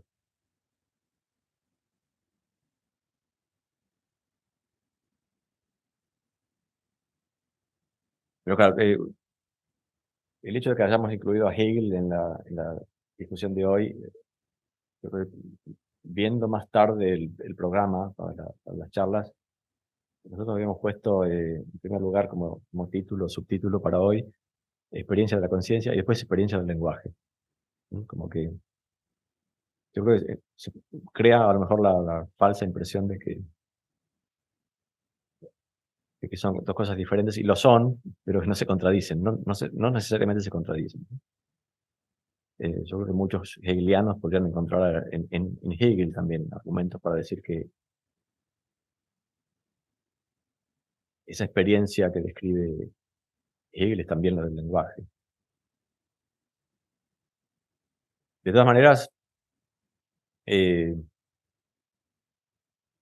y sería interminable ponerse a discutir sobre la relación de Heidegger con Hegel. Lo, lo, lo, lo único, lo mínimo que podemos decir es que en esa relación hay siempre un tercero que es Hölderlin. Y lo más complicado todavía sería entender la relación entre Hegel y Hölderlin, amigos de juventud, que en algún sentido dicen lo mismo, pero de manera completamente diferente. Eh, en Heidegger ustedes conocen esa expresión que él usa muchas veces sobre el diálogo entre el pensar y el poetizar. Algunos creen que es que cuando dice poetizar y pensar, piensa en los poetas y en él mismo como pensador. Pero yo creo que el pensador es Hegel y el poeta es Hölderlin. Y por supuesto todo lo que pasa en la historia del ser, como lo llama él, o del pensamiento después de Hegel, si es que puede pasar algo. Y por otra parte todo lo que pasa en la poesía después de Hölderlin o a partir de Hölderlin. Y si hubiera que entender esa relación entre Hegel y Hölderlin, creo que pasa también por lo que decíamos al comienzo hoy, o desde el comienzo. Es decir, eh, pensar el poetizar a partir de Hölderlin, porque no es solamente Hölderlin, eh, como un lugar de acceso a la experiencia en cuanto tal. Experiencia en cuanto tal quiere decir lo mismo que en términos heideggerianos, experiencia, es decir, la esencia de la experiencia. Cuando Heidegger escribe la esencia del habla, eso de esencia no es la definición, no es la esencia latina, no es la idea, es el en cuanto tal, es el habla en cuanto tal. Vamos a volver a esto infinitamente, pero tiene que ver siempre con un habla que no se subordina, un habla que se convierte en algún sentido en autoridad. Esa expresión no es de Heidegger, pero no sé si no es de Heidegger, ¿no? Ahí entraríamos en un tema escabroso, porque el Fahren, dice Heidegger, es también el Führen. Es decir, está de todas maneras dicho de muchas otras maneras en este texto, ¿no? Es seguir el llamado del habla, etc. Es importante notarlo también para después poder hablar de Benjamin y, y del uso que hace Adorno de Benjamin, que ahí sí sería muy difícil conciliarlo con Heidegger, a pesar de que los puntos de coincidencia o de convergencia son muchos, ¿no? De Adorno y Heidegger, pero es como que llegan a cosas parecidas a partir de recorridos muy diferentes.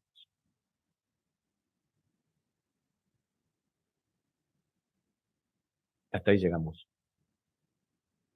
Y no sé si tiene alguna pregunta o comentario.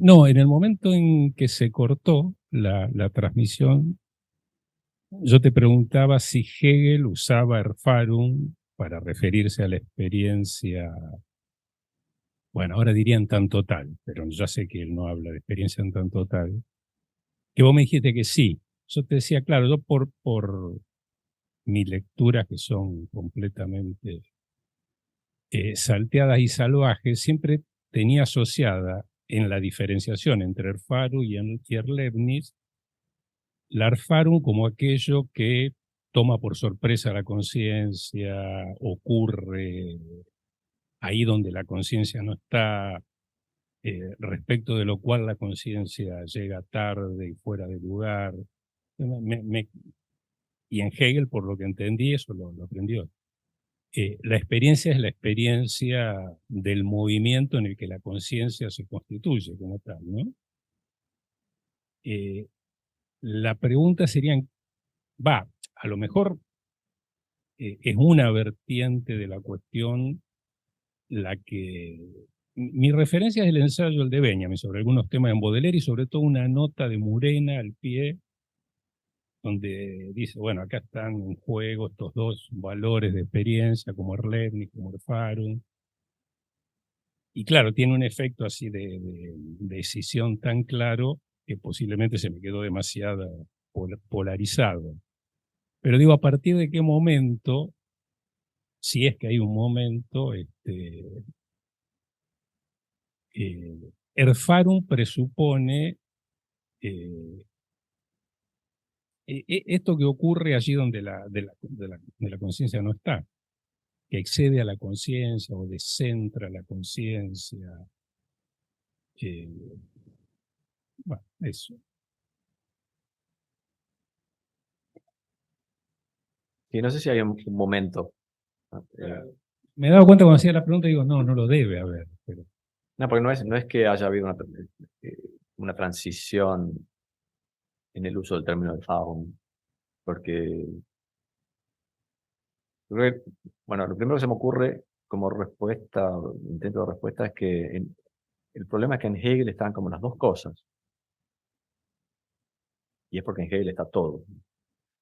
Pero están en ese caso esas dos cosas. Está en un cierto plano, en todo caso, eh, esa, llamémosle ahora capitalización de las experiencias que van formando la conciencia. Es una formación, es una Bildung, es un aprendizaje, también Bildung en el sentido de la Bildungsroman, ¿no? Es un aprendizaje. Eh, pero está también esa posibilidad de dar cuenta de cómo esa conciencia que aprende también se encuentra con lo nuevo. Lo que pasa es que después, no después, sino en otra vertiente, tiene que ver con el uso del término Erfahrung, en Benjamin y después en Adorno, inmediatamente después en Adorno, que se apropia de la cuestión. Es como se radicaliza ese polo que tiene que ver con el encuentro con lo nuevo.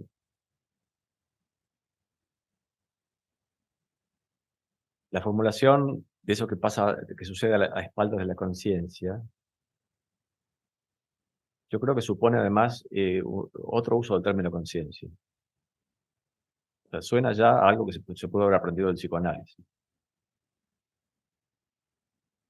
aunque no necesariamente, también de Baudelaire, ¿no? Eh,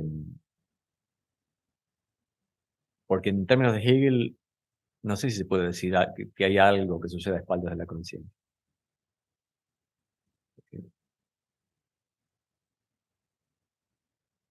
Y si sucede a espaldas de la conciencia, después la conciencia, porque también está evolucionando, también se está desarrollando, lo va a poder aprender y se va a poder apropiar de eso. O sea que es como otra vertiente del término. De todas maneras, esa polarización que vos notás en Benjamin tiene que ver también con que Benjamin en algún momento también polariza los términos, porque el término Erlebnis está asociado, entre otras cosas, a la estética de Dilthey, ¿no?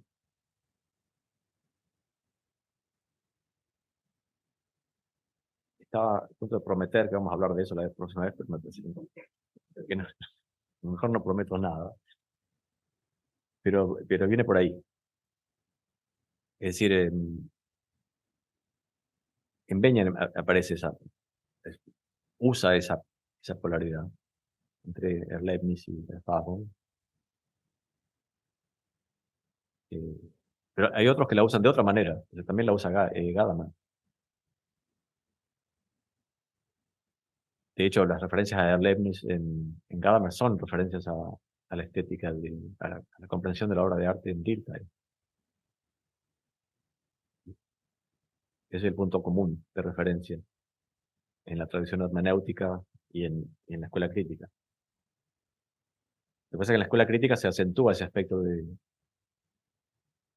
esa experiencia del choque, del shock, que es como concentrarse en otra consecuencia de eso que se llama la crisis de la experiencia. En el momento que la experiencia perdió su autoridad, ya no se cuenta con la experiencia como aquello que nos protege, que nos asegura, ¿no? Que nos da la seguridad de que hay relaciones ya establecidas con los objetos o con las cosas. Por eso el choque, por eso el shock.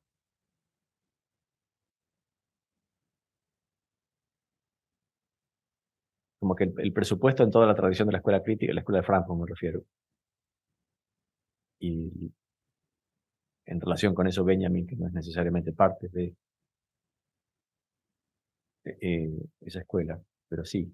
eh, el presupuesto es siempre esta idea de la crisis de la experiencia. El presupuesto no está en Hegel. Es decir, a menos que se lo quiera encontrar, ¿no? Yo creo que a Gamber lo encuentra también en Hegel, en la estética, a partir de la idea de la muerte del arte. Es decir, el arte ya no puede tal y tal cosa. Eso lo dice Hegel. En la estética, no en la fenomenología del espíritu. El tratamiento de la cuestión del arte en la fenomenología del espíritu es completamente diferente. Hay como dos estéticas en Hegel. Una la de la fenomenología del espíritu, otra la de las lecciones de estética, en todo caso la introducción a la estética. Y esa última estética, la que da lugar al pensamiento de la muerte del arte, o el fin del arte, se podría articular con la cuestión de la crisis de la experiencia, la pobreza en la experiencia, que para Agamben también para Adorno es también una pobreza de imágenes, y que Agamben formula como una crisis de la poiesis.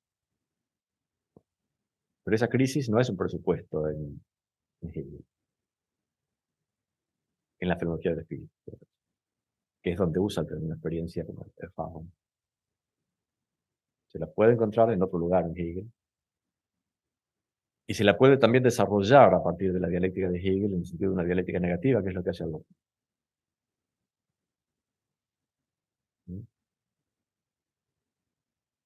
Es decir, otra dialéctica, otra versión de la dialéctica. Eh, cuando Heidegger lee a Hegel y piensa esta relación en dialéctica y experiencia, dice algo importante. Él dice, no es que Hegel entienda la experiencia en términos dialécticos, sino que entiende la dialéctica a partir de la experiencia. Se entiende la dialéctica a partir de una cierta versión de lo que es la experiencia, justamente como el Faun, como esa construcción de la evolución de la conciencia que tiende al saber absoluto. A partir de ahí entiende la dialéctica. Si eso es cierto, se puede también llegar a otro concepto de dialéctica partiendo de otra versión de la experiencia, que es lo que hace Adorno en la experiencia negativa. Pero lo puede hacer porque, digamos, yo creo, a partir de la inspiración de Benjamin y de esa constatación que también la experiencia de una época en la que no es posible hacer experiencia.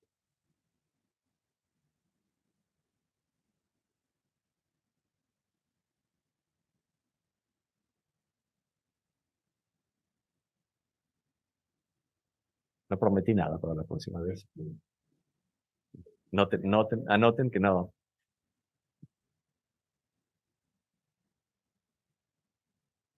No sé si alguien quiere hacer.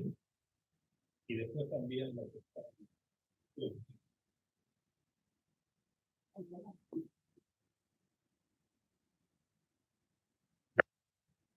Hola Darío, gracias. Te quería preguntar dos cosas. Una, sobre el concepto de lo nuevo en Hegel, en el sentido de si lo nuevo es un estado o es un episodio, por ahí en el sentido que preguntaba Alberto, una ocurrencia, y en ese sentido, ¿hasta qué punto, digamos, la experiencia, siendo un episodio, no termina imponiéndose sobre lo que genera ese episodio como efecto de lo que toca, vos decías, otra formación, ¿no? Hay un concepto bien del siglo XVIII, la época de Hegel, frente a lo nuevo, que es de economía moral, que precisamente frente a lo nuevo, las personas respondían, digamos, con su experiencia, con aquello que conocían para poder enfrentarlo, resolverlo. O sea, hay un reconocimiento de lo nuevo, es una situación nueva, novedosa, pero la respuesta a esa situación nueva, novedosa, es de acuerdo con la experiencia. Entonces, si las dos cosas están en Hegel, entendí que era más un estado, o sea, te transforman, pero si también está esa idea de que, bueno, es un evento, es un suceso, digamos. Porque también la idea del movimiento tiene que ver con suceso, digamos, ¿no? Lo que aparece en el movimiento es un suceso, que te toca, te transforma, digamos. Bueno, esa era una pregunta, y la otra, asociada a la idea de lo nuevo, es si esa imposibilidad de experiencia está relacionada con la ausencia de lo nuevo, digamos, como la imposibilidad de experimentar lo nuevo. ¿Se entiende la pregunta? Como ante la imposibilidad que aparezca algo nuevo respecto de lo conocido, anula esa posibilidad de experimentarlo, digamos, como algo propio de lo contemporáneo, ¿no? ¿Se entiende? Sí. Y la primera parte de la pregunta está bastante cerca de lo que decía Alberto, ¿no? Sí. Porque sí, se me ocurre que nuevamente en Hegel están esas dos cosas. Pero justamente porque están las dos cosas, no llega a radicalizarse la idea de un acontecimiento completamente irreducible. Es decir, una cosa es comprender, ¿no? Cuando hablabas de esta economía moral, se trataba de comprender lo nuevo a partir de experiencias, ¿no? Pero cuando estamos hablando de un encuentro que implica algo más que un comprender, encontrarse no es necesariamente comprender. O que algo nos salga al encuentro no implica que lo vayamos a comprender. Entonces, eso ya es radicalizar esta estructura del encuentro con lo nuevo. Y esa radicalización no es tan fácil de encontrar en Hegel. sobre todo porque justamente la formulación en la que aparece esto, lo nuevo, el nuevo objeto, es el nuevo y verdadero objeto que surge para ella, para la conciencia. Es lo nuevo para la conciencia.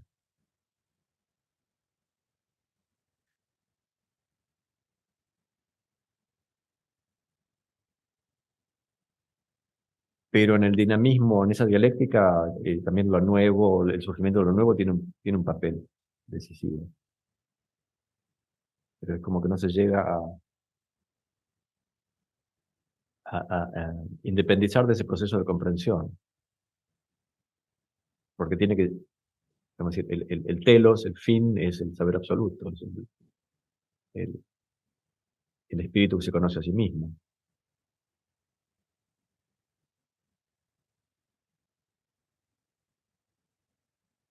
Y la otra pregunta, bueno, yo tiendo creo que lo hice ya la vez pasada, a poner en relación la idea de una crisis de la experiencia, una incapacidad de hacer experiencias con la noción nietzscheana del nihilismo, que es también la imposibilidad de crear nuevos valores.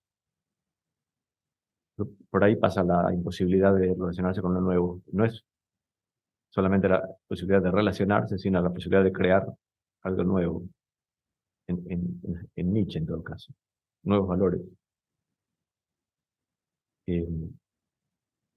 Eso se llama nihilismo.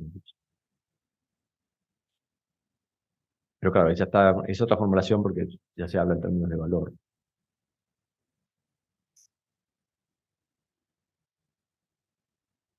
Vamos a ver si podemos volver a ese tema la próxima.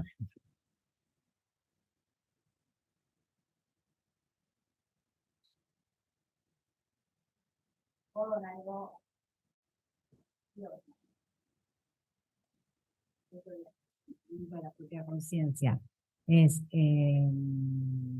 se encuentra con algo nuevo y en tanto nuevo su propio movimiento tiende a reducirlo a lo ya conocido, a hacerlo semejante. Entonces, ¿cuándo es solo evento? O sea, ¿cuándo es solo? Ya, no O parecía, sea, si es un movimiento dialéctico, ¿cuándo es solo evento? ¿Cuándo es ajeno a la conciencia? en Hegel no es ajeno a la conciencia, claro. No es nunca ajeno a la conciencia. No, porque lo que él está describiendo es el movimiento de la conciencia. Por eso, claro. Pero eso que dice Julián, perdón, otra vez.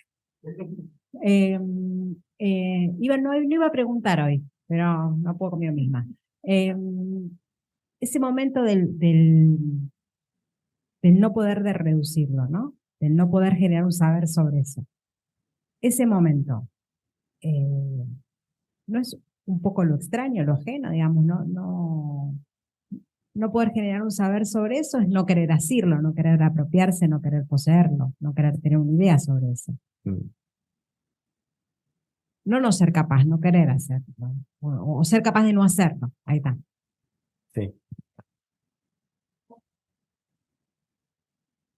En Julián está eso.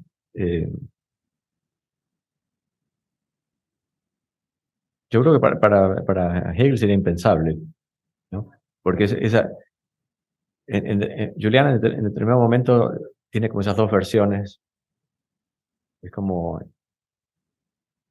lo que nosotros llamábamos acá hoy la subordinación de la experiencia al conocimiento, o eh, la interpretación teleológica de la experiencia como algo que tiene un telos. En Julián aparece como la interpretación productiva o resultativa, creo, no me acuerdo qué término usa, ¿no? Como algo es el resultado de una experiencia. Y es como que él elige otra versión en la que justamente falta esa tentativa de apropiación, de dominación. Con lo cual rompe la ambigüedad, que me parece que en Hegel está presente siempre. O sea, ambigüedad en el sentido de que siempre es posible recaer en... Eso es lo interesante de Hegel y lo que hace tan difícil deshacerse de Hegel. Siempre es posible recaer siempre estamos recreando una conciencia. Eso es lo realmente interesante de Hegel. Y cualquier otra formulación a un hegeliano le parecería mítica, en lugar de ser histórica, ¿no? La historia consiste en que hay como para un hegeliano, ¿no? Como que está siempre la posibilidad de que la conciencia no solo pase por esa enfermedad, digamos, por ese padecer, sino que se sobreponga.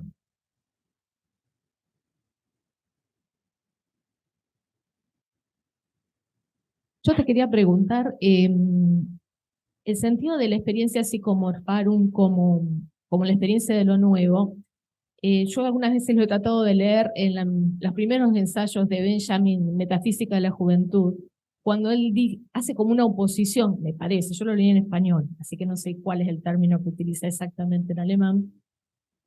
Utiliza una oposición entre como un estado de juventud, que es aquel que permite la apropiación de lo nuevo, mientras que aquellos que han hecho experiencia son aquellos que justamente tienen la pobreza de la experiencia, ¿no?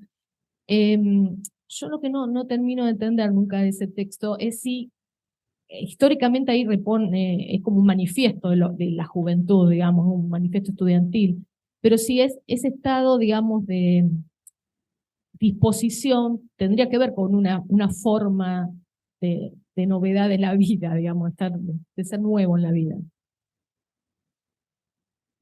Si ese texto es anterior, se llama Erfahrung, pero lo usa de otra manera. Incluso ahí no se podría hablar de una polarización entre Leibniz y Erfahrung, porque en realidad es una crítica de la experiencia. Él dice como, la experiencia es la máscara del adulto, ¿no?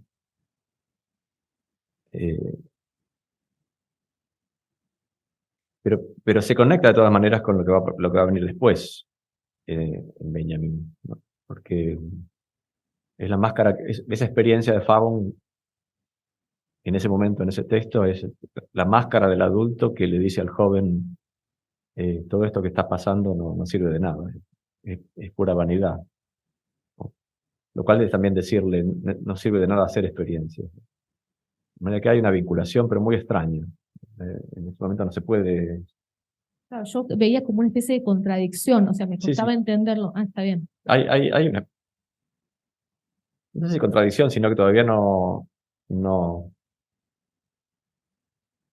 está tan clara la idea de una crisis de la experiencia, como crisis de toda una humanidad y no solamente de la gente mayor, digamos. Pero sí, no es el mismo uso del término Erfahrung. Ahora no me acuerdo, me parece que en el mismo texto a veces aparece Leibniz, a veces Erfahrung. En ese texto temprano, que lo escribió cuando tenía 20 años, 19, no sé. Claro, gracias.